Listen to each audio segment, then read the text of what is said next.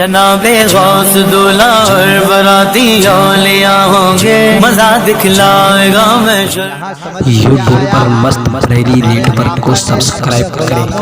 मुसलमानों से, कलमा पढ़ने वालों से ये फरमाया, अल्लाह ने कुरान में फरमाया, मेरे आका की ज़बानी गोया मेरे आका का मुतालबा, अल्लाह का मुतालबा यही था कि अगर तुम नबी से सच्ची मोहब्बत करते हो तो इनकी औलाद से भी मोहब्बत करो, इनके घराने वालों से भी मोहब्बत करो, इनके परिवार वालों से भी मोहब्बत करो।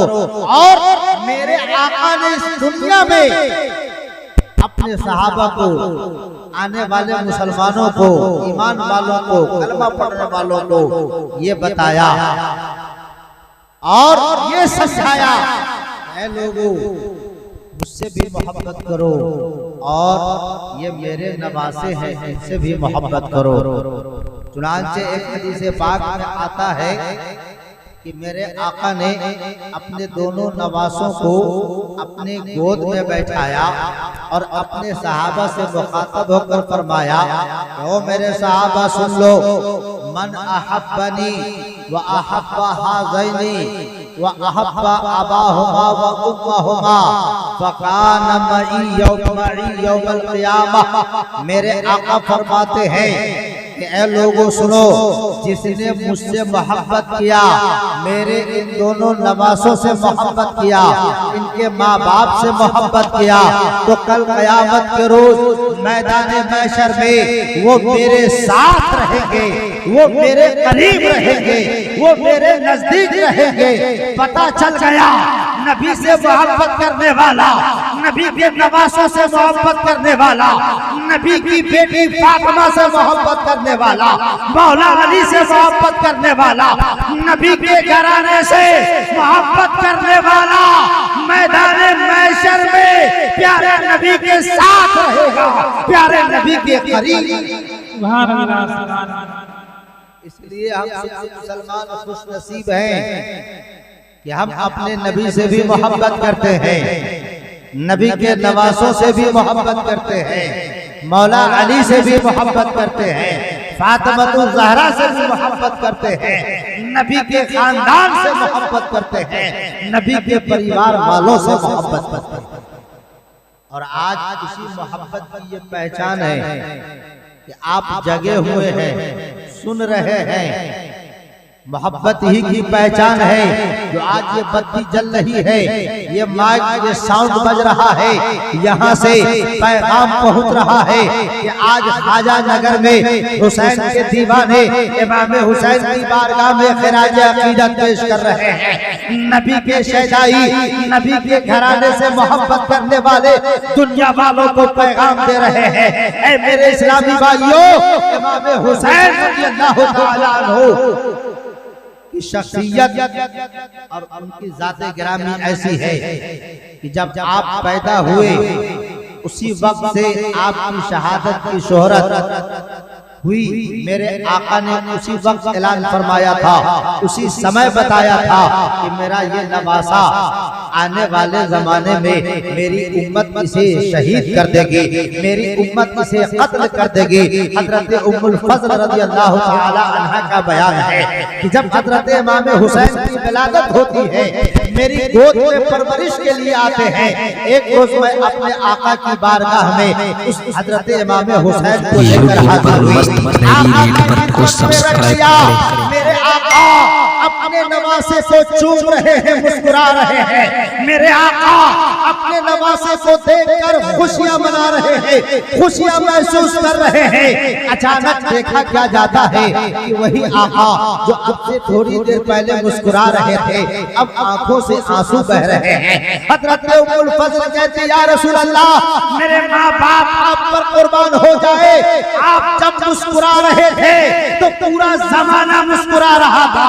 क्या क्या वजह है कि आपकी आंखों में आंसू आ गए, आप रोने क्यों लगे हैं? तो मेरे आका फरमाते हैं, ऐ उम्मुल फज़ल सुनो, अभी अभी फरिश्ता तशरीफ लाए थे, हज़रत जिब्रील अमीन आए थे और उन्होंने ये खबर मुझे दिया है कि या रसूल अल्लाह, जिस नवासे से आप प्यार कर रहे हो, जिस नवासे से आप मोहब्बत कर रहे हो, जिस नवासे के पेशानी को चूम रहे हो, जिस नवासे के होंठ को चूम रहे हो, आपके इस नवासे को आपकी ही उम्मत आने वाले दिनों में मैदान करबला में शहीद कर देगी। और वो उस फरिश्ते ने हमें उस जगह की मिट्टी भी ला कर दिया है।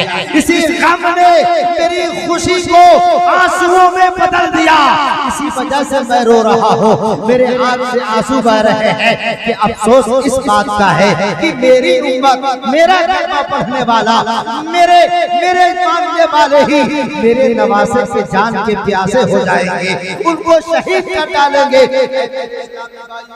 ऐसा ही नहीं बल्कि इस तरह की बहुत सारी बातें हैं जिस मौका पर मेरे आका ने अपने नवासे की शहादत का ऐलान फरमाया है। ऐ मेरे इस्लामी भाइयों, की शहादत मशहूर है। वक्त गुजरता चला गया, बहुत सारे वाकयात हैं बचपन के, उनको बयान किया जाए काफी समय लगेगा। एक जमाना ऐसा आया कि जब हजरत अमीर मुआविया रज़ी अल्लाह ताला अन्हु, जो सहाबी रसूल कातिब वही, उन्हीं का बेटा यजीद है, जब वो दुनिया से रुखसत होने लगे तो अपने बेटे से कहते, मेरा बेटा, मैं अपनी पूरी जिंदगी नबी पाक की गुलामी में गुजार दिया, उनके खानदान वालों की मोहब्बत में गुजारा है, मेरे जाने के बाद ये ताज नबी के नवासे हजरत इमाम हुसैन के कदमों में डाल देना। तुम अपने सर पे नहीं सजाना, तुम सरदारी को अपने पास नहीं रखना। जब प्यारे नबी के नवासे इमाम हुसैन यहाँ आएंगे तो उनके हाथ पर हाथ रखकर बैत हो जाना और उनके कदमों में अपने सर का ताज रख देना, तब मेरी रूह को खुशी हासिल होगी। उनके वफात के बाद ऐसा नहीं हुआ। करबला की जंग क्यों लड़ी गई, गौर करने की बात है। उस तरफ भी कलमा पढ़ने वाले, इस तरफ भी कलमा पढ़ने वाले, वो भी कुरान की तिलावत करने वाले, वो भी अजान देने वाले, नमाज पढ़ने वाले, ये भी अजान देने वाले, नमाज पढ़ने वाले। आखिर जंग की नौबत क्यों आई? तो सुनो, हजरत अमीर मुआविया के इंतकाल के बाद यजीद ने खुद अपने आप को बादशाह बना लिया और अपनी हुकूमत कायम कर लिया। यहाँ तक के मदीना मुनव्वरा पर इस तरह जुल्म और ज़्यादती करने लगा। कई दिनों तक मस्जिद नबवी में आजान बंद करा दिया, नमाज नहीं हुई। मस्जिद नबवी में घोड़े बनवाए, मदीना शरीफ की औरतों पर जुल्म और ज़्यादती किया, उनकी इज्जतों को तार तार किया। शराब नोशी, जुआ और दीगर हरामकारी बिल्कुल आम कर दिया। ऐसी सूरत में हजरत इमाम अली मकाम इमाम हुसैन, ऐसी सूरत में इमाम हुसैन उठे हैं और कूफा की तरफ से बहुत सारे लोगों के खत आने लगे कि आप कूफा तशरीफ लाए, वरना मजहब इस्लाम, दीन इस्लाम यहाँ से खत्म हो जाएगा, कुरान की अजमत खत्म हो जाएगी, मसाइल पर पर्दे पड़ जाएंगे, हरामकारियां होने लगेगी और हो रही है। जग से चुनांचे तारीख बताती है, हजरत इमाम हुसैन रज़ी अल्लाह ताला अन्हु ने जब यजीद के इस नापाक कामों को देखा तो आपने इरादा कर लिया कि अब कोफा जाना है, वहाँ के लोगों की रहनुमाई करनी है, वहाँ के लोगों के ईमान की हिफाजत करनी है, दीन इस्लाम की हिफाजत करनी है। ऐ मेरे इस्लामी भाइयों, हजरत इमाम हुसैन अपनी बहन के साथ प्यारे नबी सल्लल्लाहु अलैहि वसल्लम की बारगाह में हाजिर होते हैं। अर्ज करते नाना जान, अब हमसे मदीना छूट रहा है, अब हमें मजहब इस्लाम के खातिर मदीना छोड़ना पड़ेगा। आपसे किया हुआ वादा पूरा करने के लिए मदीना से रुखसत होना पड़ेगा। या रसूल अल्लाह, ऐ मेरे नाना जान, मदीना छोड़ने की तबीयत नहीं है, मगर क्या करूं, मजहब इस्लाम की हिफाजत करनी है, परचम इस्लाम को बुलंद करना है, कुरान की अजमत को बचाना है, शरीयत को बचाना है, हक को बुलंद करना है, बातिल को शिकस्त देना है, दुनिया वालों के सामने हक को रोशन करके वाज़े करके बताना है। इसलिए मैं मदीना छोड़ कर जा रहा हूँ। हमारी तरफ से आपकी बारगाह में सलाम मोहब्बत है, इसे कबूल कर लीजिए। फिर उसके बाद आप अपनी माँ के कब्र मुबारक पर जाते हैं, माँ की बारगाह में भी सलाम पेश कर लिया, माँ की बारगाह में भी अर्जी पेश कर लिया। ओ मेरी माँ, मदीना छोड़ने की तबीयत नहीं, आपके दर से जाने की तबीयत नहीं। आपका बेटा, जिस बेटे को आपने अपने इन हाथों से गुस्ल दिया था, जिस बेटे को आपने अपने हाथों से कपड़े पहनाए थे, आपने प्यार किया था, आज आपका बेटा आपका शहर छोड़कर जा रहा है। ए मेरी माँ, मेरी तरफ से आखिरी सलाम को कबूल कर ली। इमाम हुसैन माँ की बारगाह में, नाना की बारगाह में हाजिरी देने के बाद मक्का तशरीफ ले जाते हैं। मक्का गए तो वहाँ मालूम हुआ कि बहुत सारे खुद आए हैं। हालांकि बड़े बड़े जो सहाबा कराम थे वो मना फरमा रहे थे, कहते मत जाओ, वहाँ के लोग सही नहीं है, वो अभी मोहब्बत का दावा करते हैं, कुछ ही देर के बाद उनकी मोहब्बत बदल जाती है, वो बेवफा है, वहाँ मत जाओ। मगर हजरत इमाम हुसैन इनकार कैसे कर सकते हैं? अल्लाह की तरफ से अटल फैसला हो चुका था, प्यारे नबी का ऐलान हो चुका था, मौला अली ने ऐलान फरमा दिया था। हजरत इमाम हुसैन को पता था कि मैदान करबला तक हमें जाना है, शहादत के जाम को नोश करना है। ऐ मेरे इस्लामी भाइयों, फिर भी लोगों ने मना किया कि अभी आप मत जाइए, पहले किसी को भेजकर खबर ले लीजिए। चुनांचे इमाम हुसैन की तरफ से हजरत इमाम मुस्लिम ने अपील भेजे गए। ऐ इस्लामी भाइयों, इमाम मुस्लिम जब गए तो आपके छोटे छोटे दो बच्चे भी आपके साथ चले गए। हजरत मोहम्मद, हजरत इब्राहिम जो आपके नजर के सामने रहा करते थे, चले गए। ऐ मेरे इस्लामी भाइयों, इमाम मुस्लिम जब कूफा पहुंचे तो हर तरफ खुशियों का माहौल छा गया, हर तरफ ये शोर मच गया। ऐ लोगों, हमारे ईमान की हिफाजत करने वाला आ गया है। इमाम हुसैन ने अपना आदमी भेजा है, चलो उनकी बारगाह में चलो। चुनांचे तारीख बताती है कि चंद ही दिनों में 12,000 से ज्यादा, और एक रिवायत आया एक दिन में 12,000 और दूसरे दिन में 40,000 लोग हजरत इमाम मुस्लिम के हाथ पर बैत हो गए। इमाम हुसैन के नाम पर 40,000 की तादाद। इमाम मुस्लिम को यकीन हो गया ये लोग धोखा नहीं देंगे। काफी तादाद में इमाम हुसैन के हाथ पर बैत होने के लिए लोग इंतजार कर रहे हैं। हजरत इमाम मुस्लिम ने खत लिख दिया कि आप तशरीफ ले आइए, माहौल बिल्कुल साजगार है। इधर खत भेजा और उधर जो यजीद के कुछ जासूस थे उन्होंने फौरन यजीद को खबर कर दिया, है मेरे सरदार, आप इसी तरह गफलत में पड़े रहे तो पूरा का पूरा कूफा इमाम हुसैन के हाथ पर बैत हो जाएगा, आपकी सरदारी खत्म हो जाएगी, बादशाहत खत्म हो जाएगी। यजीद को खतरा महसूस हुआ, फौरन उसने इब्न जियाद को भेजा, उबैदुल्लाह इब्न जियाद।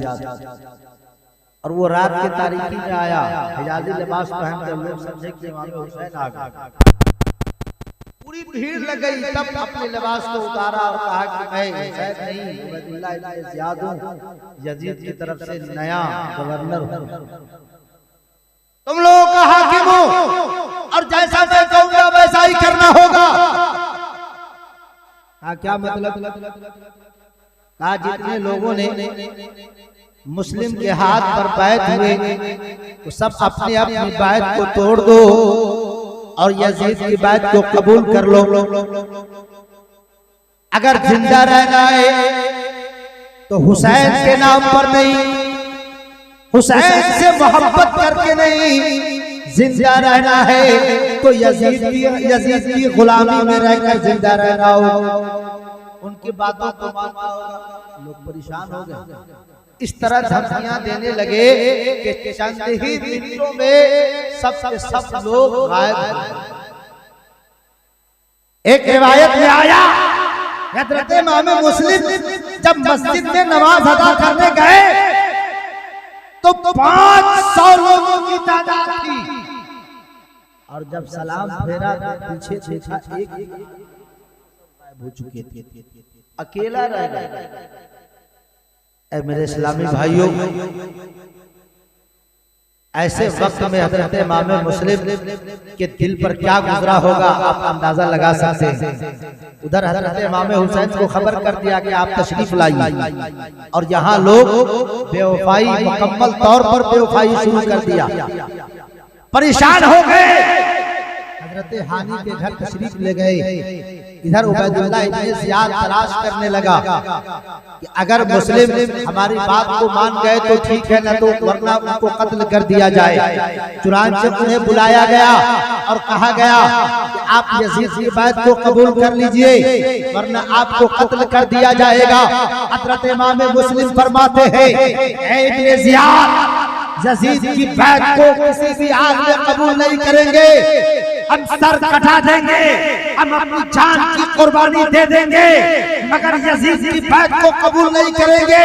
सुनो, तुम लोगों ने यहाँ से खत भेज कर हमें बुलाया है, अब तुम धोखा नहीं दे सकते, हमें कत्ल नहीं कर सकते। अपने रब से डरो, नबी पाक से डरो, प्यारे नबी के कलमा पढ़ने वाले हो, नबी की उम्मती हो, हुसैन नबी के नवासे हैं, उनके कदमों में गिरकर उनकी सरदारी कबूल कर लो, न रखो। इमाम मुस्लिम ने इतना बताया, मगर इब्न ज़ियाद ने नहीं माना।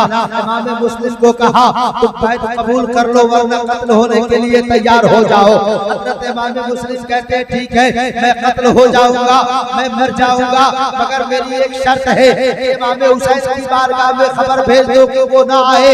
यजीद ने कहा नहीं, इब्न ज़ियाद कहा नहीं, मैं नहीं भेज सकता, उन्हें आना होगा और तुम्हें भी कत्ल होना है, तुम्हें भी कत्ल होना होगा। चुनांचे जानते इमाम मुस्लिम को बहुत ऊंची बिल्डिंग पर ले गया, वहां से उन्हें गर्दन काट कर धड़ के साथ ही लगा रहने दिया और नीचे फेंक दिया। अल्लाहू अकबर। इस तरह से जुल्म बर्बरियत उन पर ढाया, जुल्म का पहाड़ ढाया गया। इस तरह से वो सताए गए, फिर आखिर शहादत का जाम पीकर दुनिया से रुखसत हो गए। फिर उनके बच्चों को भी इसी तरह से बड़ी बेरहमी और बेदर्दी के साथ कत्ल किया गया। अहले बैत से मोहब्बत करने वालों ने बड़ी कोशिश किया कि उनके बच्चों को कूफा से बाहर निकाल दिया जाए, मगर अल्लाह की मर्जी इसमें नहीं थी। अल्लाह की मर्जी शहादत का जाम नोश करने में थी। चुनांचे एक बात आती है कि वो दोनों बच्चे एक अहले बैत से मोहब्बत करने वाली एक खातून के घर में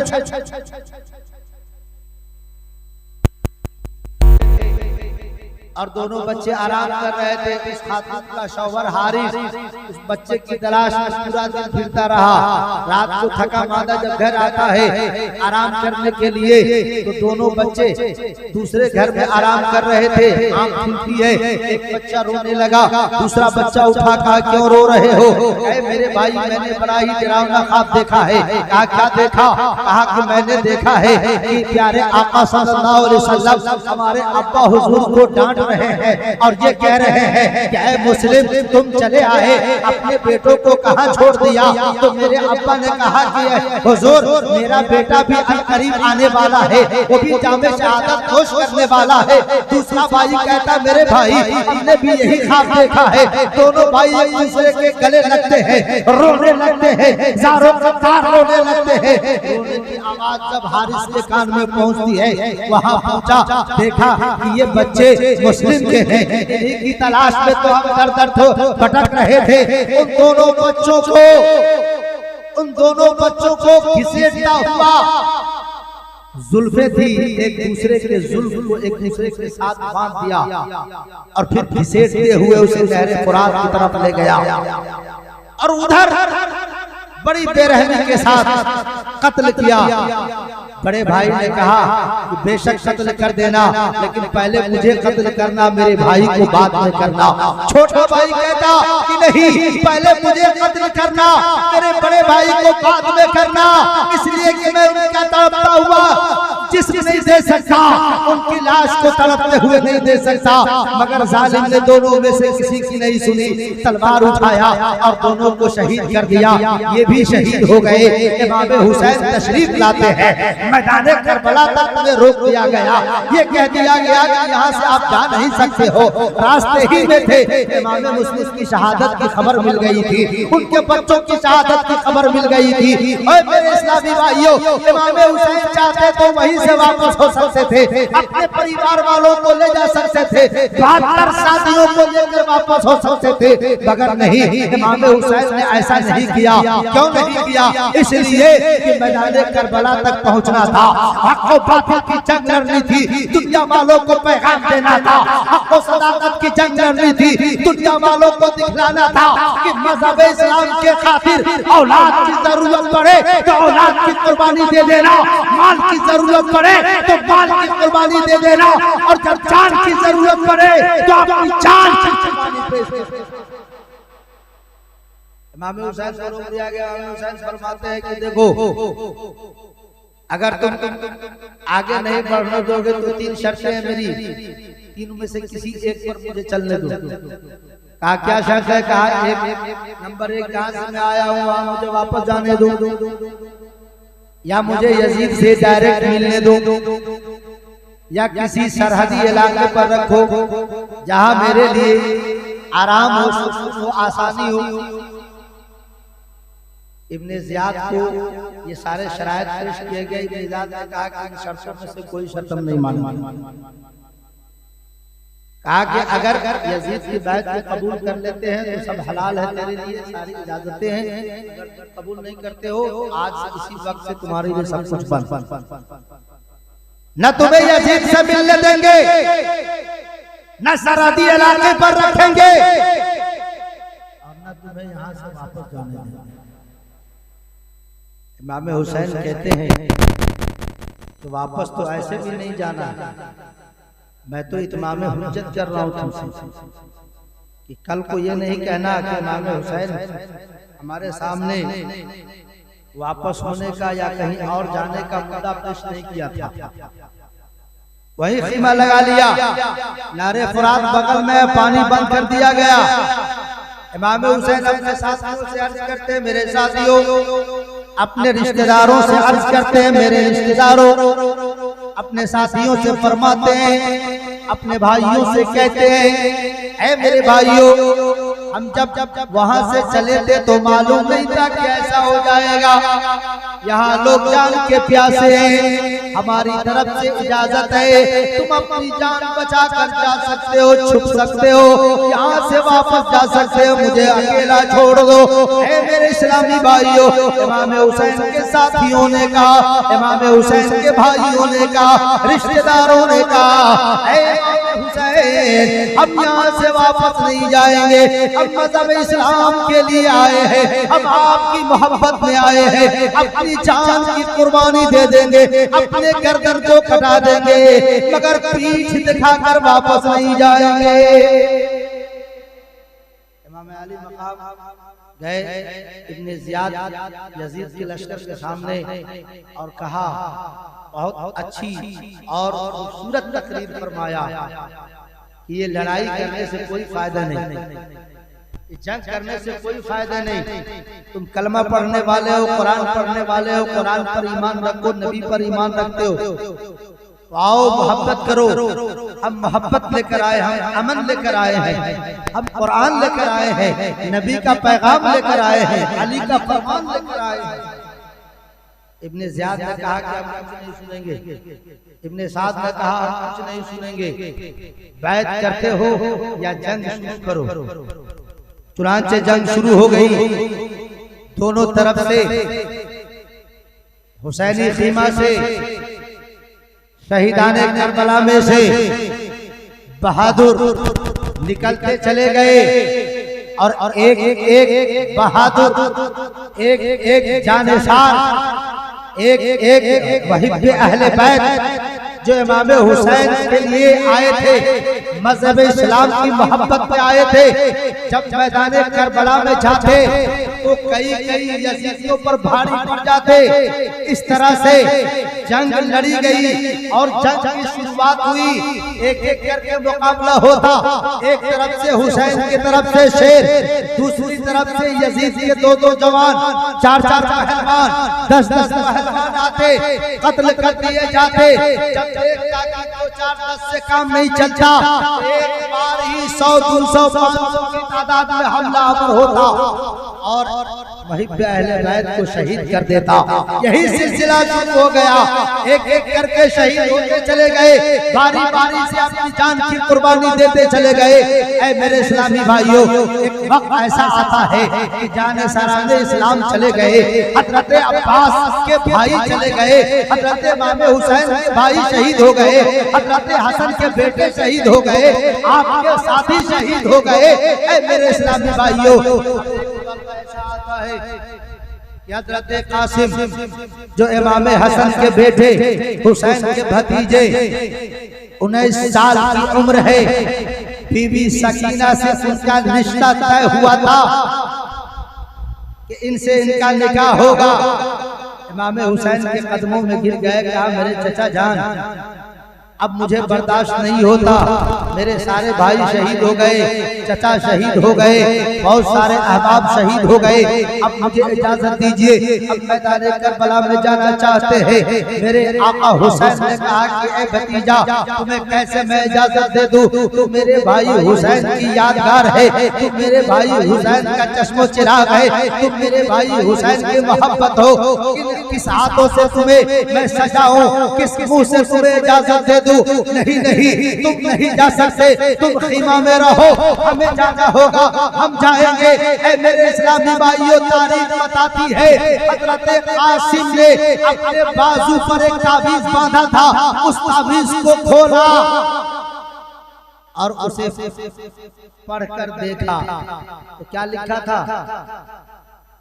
बहुत पहले हजरत इमाम हसन ने वो ताबीज हजरत कासिम को दिया था, कहा बेटा बाजू में बांध लो और जब बहुत बड़ी मुसीबत का वक्त आ जाए तो इसे खोलकर पढ़ लेना। हजरत कासिम कहते हैं इससे बड़ा मुसीबत और क्या हो सकता है, इससे बड़ी परेशानी और क्या हो सकती है। नारे कुरान का पानी बंद है, कई दिन से भूखे हैं, हमारे बहुत सारे भाई चचा शहीद हो गए। बोलो देखो क्या लिखा है। जब ताबीज खोला तो क्या देखा, उसमें लिखा हुआ था कि ऐ बेटा, जब मेरे भाई हुसैन पर मुश्किल वक्त आ जाए तो अपनी जान की बाजी लगाकर, अपनी जान की कुर्बानी देकर उनकी मदद कर देना। मजहब इस्लाम की मदद के लिए, मजहब इस्लाम की हिफाजत के लिए अपनी जान की कुर्बानी दे देना। हजरत कासिम वो ताबीज इमाम हुसैन की बारगाह में पेश करते हैं। मेरे चचा जान, आपको इजाजत देना होगा, देखिए ये ताबीज है, देखिए मेरे अब्बा ने दिया है, मेरे अब्बा की भी ये तमन्ना थी कि मैदान करबला में मैं शहीद किया जाऊं, मेरा भी नाम शहीदों में लिखा जाए। ऐ मेरे चचा जान, मुझे इजाजत दीजिए। हजरत इमाम हुसैन ने नम आंखों से अपने भतीजे कासिम को इजाजत दे दिया, तलवार हाथों में लिया, जब चलने लगे तो आपकी वालिदा मोहतरमा बुलाती है, ऐ बेटा जरा सीने से लग जा, अब आखिरी बार लग जा, इसके बाद फिर हमारी तुम्हारी दुनिया में मुलाकात नहीं होगी। ऐ बेटा ये तेरे वालिद की अमामा है, अपने सर पे बांध ले, फिर मैदान करबला में जाना। हजरत कासिम ने अपने अब्बा के अमामा शरीफ को अपने सर पे सजाया, हाथों में तलवार लेकर निकले, दुश्मनों से ललकारने लगे और कहने लगे, ऐ यजीदियों मुझे अकेला नहीं समझो, मुझे बच्चा नहीं समझो, जो तुम में सबसे बड़ा ताकतवर है उसे मेरे मुकाबले के लिए सबसे बड़ा ताकतवर है। एक बहुत बड़ा ताकतवर बहादुर था अरज़ब, उसे इब्ने साद ने कहा जाओ उससे मुकाबला करो। उसने अपने आप को शर्मिंदगी महसूस किया, इस बच्चे के साथ मैं लड़ूंगा, तो बच्चा है, इससे तो मेरा बेटा लड़ेगा। 4 बेटे थे उसके, चारों बेटा एक एक करके आया, पहले बार में चारों बेटे जहन्नम नसीब हो गए। अब अरज़ब को गुस्सा आया, ओ जबरदस्त गुस्सा है, 4 बेटे को मार दिया, आया मैदान में, अब आओ मेरे सामने। हजरत कासिम कहते हैं धमकी दे रहे हो, क्या समझते हो मैं अली का पोता हूँ, मेरे रगों में अली का खून दौड़ रहा है। जो फातेह खैबर है, खैबर का वो दरवाजा जिसे सैकड़ों लोग मिलकर नहीं उठा सकते, मेरे दादा ने अकेले उठाया था, उसी का खून मेरे बाजू में आया, वो भी वार कर रहा है, ये भी वार कर रहा है। हजरत कासिम ने बड़ी होशियारी से काम लिया। आए अरज़ब अपने घोड़े की जीन को सही से नहीं बांधा, जैसे उसने घोड़े की जीन की तरफ ध्यान दिया, ऐसा वार किया हजरत कासिम ने, वो मशहूर पहलवान की गर्दन एक ही वार से जुदा हो जाता और ढेर हो गया जमीन पर। इस तरह से कई बहादुर उनके सामने आए और सबों को वो फिन्नार कर दिया। इब्ने साद ने कहा कि एक एक करके मुकाबला करोगे, ये हुसैनी शेर है, अली का पोता है, हसन का बेटा है, इनके रगों में अली का खून दौड़ रहा है, कभी भी इनसे मुकाबला नहीं जीत पाओगे। एक बार की हमला करो। चुनांचे एक बार की हमला हुआ और चारों तरफ से तीरों की बारिश होने लगी, नेज़ों की बारिश होने लगी। मैदान करबला में एक हुसैनी सिपाही हजारों यजीदियों का मुकाबला कर रहा है और हर तरफ खून बहाते जा रहा है, गर्दनों को काटते जा रहा है। आखिर में पांव सारे जख्मों से जब जिस्म चूर हो गया, जब आपकी सवारी जख्मों के ताब न ला सके तो वो सवारी से नीचे गिर गए। चचा जान को पुकारा, ऐ मेरे चचा जान तशरीफ लाइए। इमाम हुसैन तशरीफ ले जाते हैं, अदरकनी, ऐ मेरे चचा जान मुझे अपने करीब कर लो।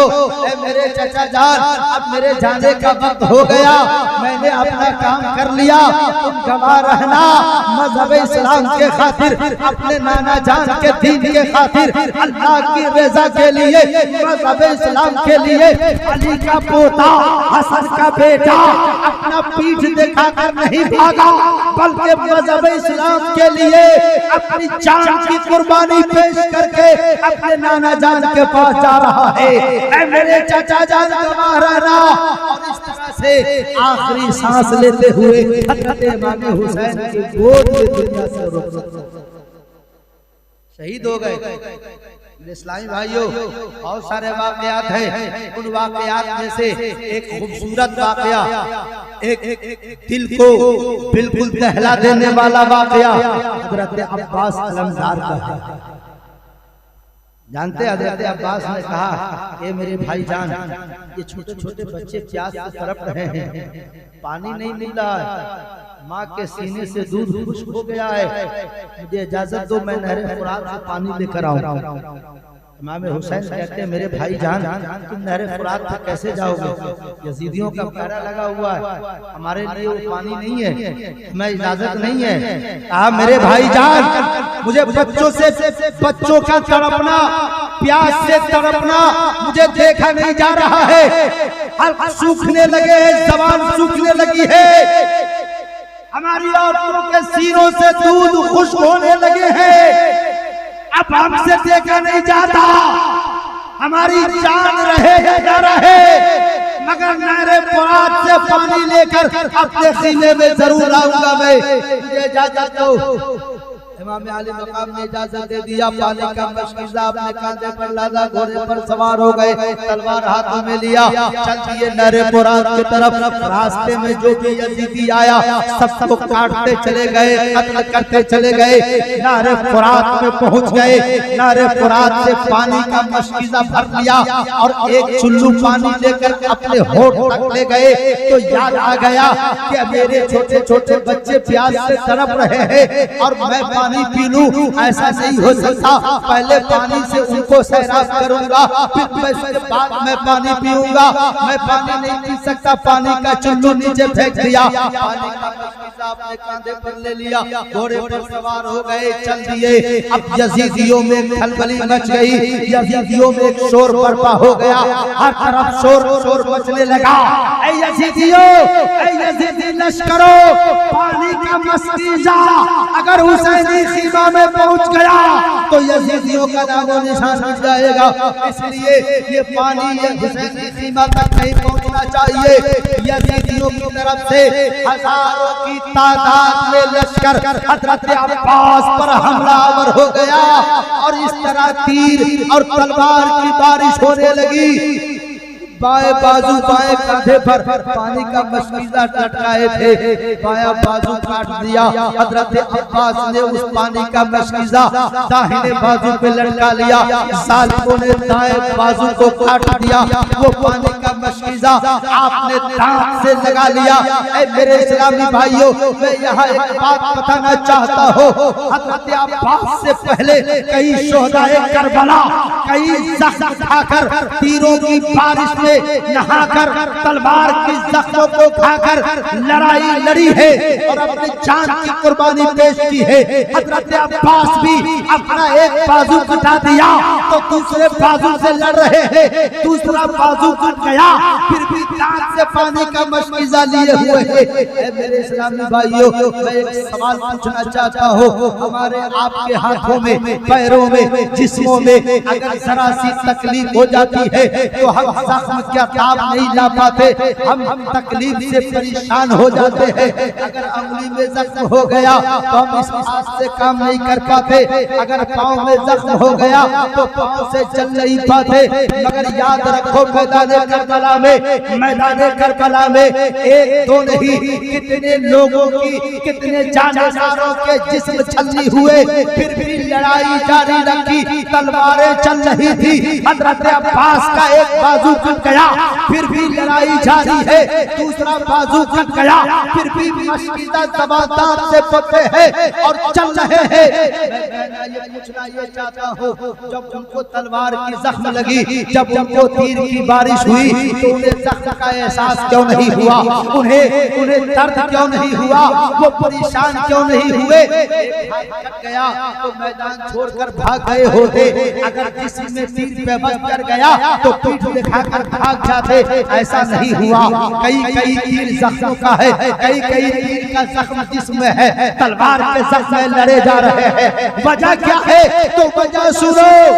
जब मैदान जंग में लड़ने वाला गाजी लड़ता है, उसके जिस्म का पहला कतरा खून जमीन पर गिरता है तो रब का जलवा का दीदार हो जाता है, रब की तजल्ली नजर आती है और उसी तजल्ली को देखने में इतना मुस्तग़रक़ हो जाता है, एहसास नहीं होता, जिसमें जख्म लग गए एहसास नहीं होता, पाँव कट गए एहसास नहीं होता। उसी का सबूत हज़रत अब्बास ने दिया था। एक बाजू कट गया, बाजू कटने का एहसास नहीं है, सीमा तक पानी पहुंचाने का ख्याल है, हुसैन से मोहब्बत का ख्याल है, मजहब इस्लाम से मोहब्बत का ख्याल है। दूसरा बाजू कट गया, फिर भी कुछ नहीं, यजीदियों ने ऐसा तीर मारा कि पानी का मशका फूट गया, पानी सब गिर गया, उनके सीने में तीर पेवस्त कर गया, वो भी गिर गए और शहीद हो गए। मेरे इस्लामी भाइयों, इसी तरह हजरत अली अकबर, हजरत अली असगर, हजरत इमाम हुसैन मैदान करबला में जब जाते, आखिरी बात सुनो फिर मैं अपनी बात को खत्म करता हूँ। इमाम हुसैन जब मैदान करबला में जाते हैं तो क्या कहते हैं यजीदियों से, यजीदियों क्यों लड़ रहे हो, अभी भी वक्त है, मान जाओ, आओ हमारे करीब आ जाओ, हमारे बेटे शहीद हो गए, भतीजे शहीद हो गए, भाइयों को तुमने कत्ल कर दिया, साथियों को तुमने कत्ल कर दिया, वो सब हम बर्दाश्त कर लेंगे, आओ आओ मिल जाओ, हमारे हाथ पर हाथ रखकर बैत हो जाओ, मजहब इस्लाम में मुकम्मल तौर पर शामिल हो जाओ, अज़मत कुरान की हिफाजत में लग जाओ, कलमा की हिफाजत में लग जाओ, दीन इस्लाम की हिफाजत में लग जाओ।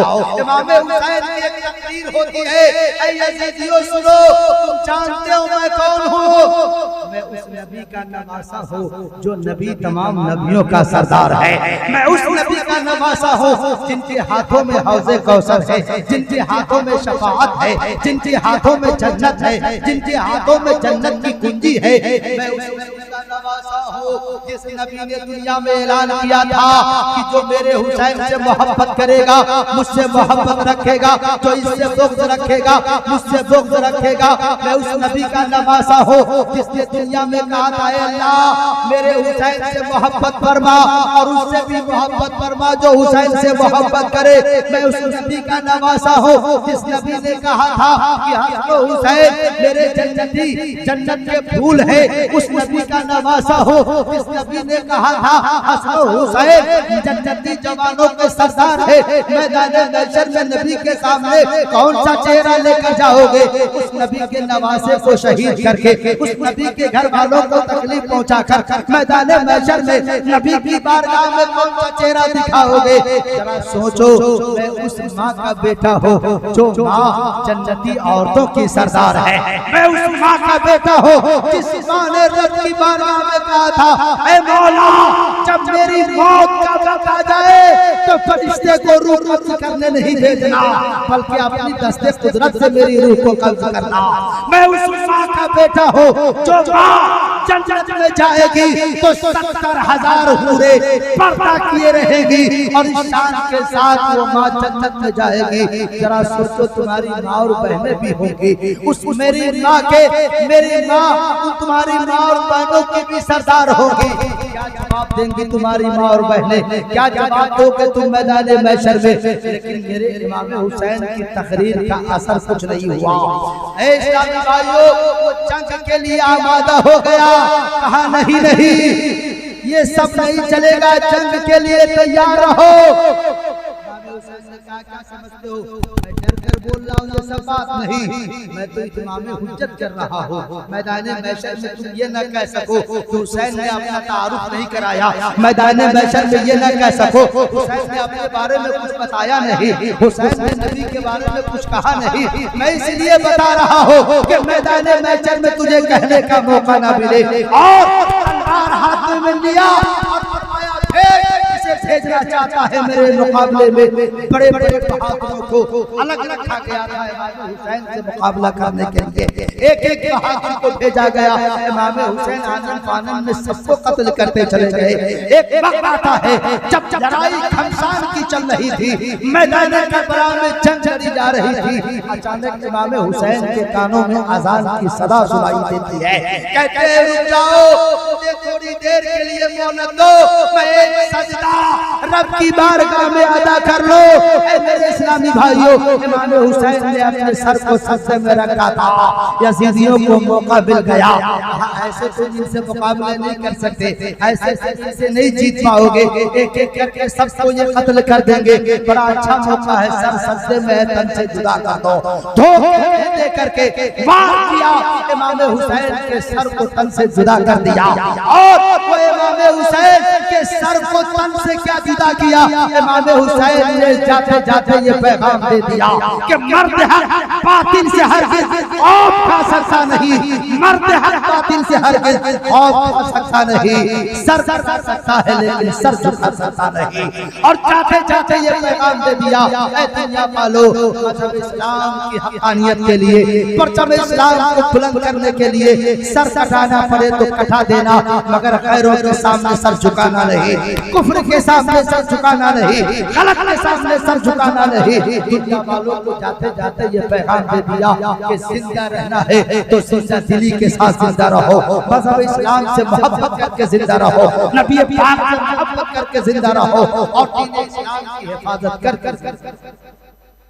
हज़रात गिरामी बहुत सारी बातें हैं, बस इन्हीं जुमलों पर सामने जो लड़ने वाला था वो मस्जिद थी।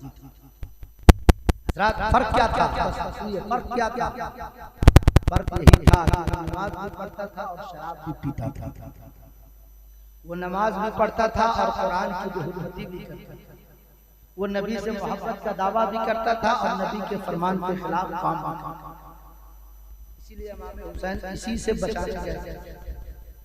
अब जरा सा अपने माहौल में थोड़ा सा गौर करें। आज हम मुसलमान कलमा पढ़ने वाले, नबी से मोहब्बत का दावा करने वाले, हमारे समाज में भी शराबी, जुआरी, खून बहाने वाला, बेनमाजी, कुरान पर अमल नहीं, हदीस मुस्तफा पर अमल नहीं। अब जरा सोच लीजिए, यजीदियों का नाम नहीं है दुनिया निशान, मैं ये नहीं कहूँगा कि यजीदियों का नाम निशान खत्म हो गया, इसलिए कि जो नबी से बुग़्ज़ रखेगा अल्लाह ताला उसका नामो निशान दुनिया से मिटा देगा। एक ज़ैनुल आबिदीन बचे थे, आज पूरी दुनिया में देख लो कौन ऐसा शहर है जहां सैयदी घराना नहीं, कौन ऐसा स्टेट है, कौन ऐसा मुल्क है, कौन ऐसा शहर है जहां नबी के खानदान वाले नहीं। एक दिन बचे थे बस, और यजीदियों में हजार बचे हुए थे कि नहीं? हजारों हजार की तादाद में थे। पूरी दुनिया का कोना कोना छान डालो, एक भी यजीदी नहीं मिलेगा, उसका नामो निशान नहीं है। सब मिट गए, सब मिट गए। इसीलिए तो कहा गया कि मिट गए, मिट गए, मिटते हैं, मिट जाएंगे, मिट गए, मिटते हैं, मिट जाएंगे आदा तेरे, न मिटा है न मिटेगा चर्चा तेरा। हुसैनी खानदान से एक 50 आबिदीन क़यामत के लिए जिंदा, घराना जिंदा, और हजारों यजीद बचे मगर कोई जिंदा नहीं, सब मिट गया। इसे पता क्या चला? अल्लाह से मोहब्बत करने वाला, जो नबी से मोहब्बत करने वाला, अल्लाह के नाम पर खर्च करने वाला, अपनी जान की कुर्बानी देने वाला, अल्लाह उस माल में बरकत अता फरमाता। तो हज़रात गिरामी में मैं ये कहूँगा हम हुसैनी हैं तो हुसैन से मोहब्बत करें, कुरान अमल होना चाहिए। शराब, जुआ और दीगर जो हराम कारियां हैं, इस मुहर्रम के मौके पर जो ताशा और ढोल ताशे बजाते हैं, दारू शराब पीते, नाचते गाते हैं, ये सब शरीयत में नहीं है, सब हराम है। एक तरफ आप ये काम करो और मोहब्बत का दावा करो, ये कौन सी बात है? अगर वो करो तो ये नहीं, ये करो तो वो नहीं। इसलिए कि इसमें हुसैन है, उसमें हुसैन नहीं है। ये हुसैनी लोग करते हैं, वो हुसैनी लोग नहीं करते। इसलिए अगर सच्ची मोहब्बत करते, मेरे आका फरमाते हैं क़यामत के रोज मेरे साथ रहना चाहते हो तो मेरे हुसैन से मोहब्बत करो। और मोहब्बत का मतलब ये नहीं शराब पीकर या हुसैन कहते। अभी आपने मुझसे पहले एक तकरीर सुनी यजीदियों के बारे में, उन्होंने क्या बताया कि कुरान घर में है और हफ्तों अब नहीं हो रहा, इस घर में कुरान नहीं है। और किस घर में टीवी नहीं चल रहा, किस घर में सिनेमा नहीं देखा जा रहा। बहुत सारे घर में कुरान भी है और शराबी भी है, बहुत सारे घर में कुरान भी है, बेनमाजी भी है, बहुत सारे घर में कुरान भी है, माँ बाप का नाफरमान भी है, बहुत सारे घरों में नमाजी भी है और कुछ बोलने वाला भी है, इज्जतें लूटने वाला भी है, गरीबों को करने वाला भी है। अब क्या कहिएगा, आप कोई हुसैन नहीं आएगा, अब दूसरा कोई हुसैन नहीं आएगा।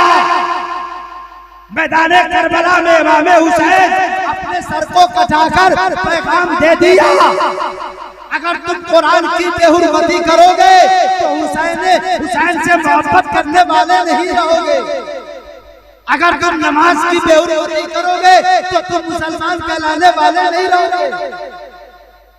इसलिए हुसैन से मोहब्बत है तो गुनाहों से तौबा करो, कुरान से मोहब्बत है तो घरों में वो गंदगी मत रखो। आखिरी सजदा हुसैन ने किया, उस सजदे को अपना लो, अल्लाह ताला पूरी जिंदगी का कभी का एक सजदा कबूल फरमा दिया तो वही निजात का जरिया बन जाएगा। अल्लाह ताला हमें आपको सबको इमाम हुसैन से सच्ची मोहब्बत की तौफीक अता फरमाए। पढ़िए अस्तगफिरुल्लाह रब्बी मिन कुल्ली ज़ंबि व अतूबु अलैहि। कलमा शरीफ पढ़ लीजिए, ला इलाहा इल्लल्लाह मुहम्मदुर रसूलुल्लाह सल्लल्लाहु तआला अलैहि वसल्लम। व आखिरु दावाना अल्हम्दुलिल्लाहि रब्बिल आलमीन।